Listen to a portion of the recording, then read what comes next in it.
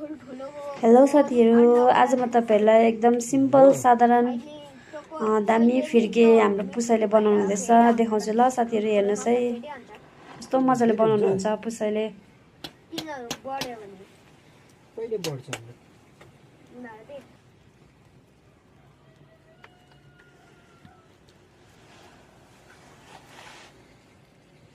धार मार्नु भएको पुसाइ, धार मार्नु भएको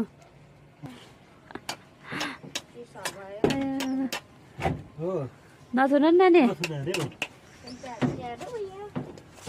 यहाँ देख्दैन कोपाले।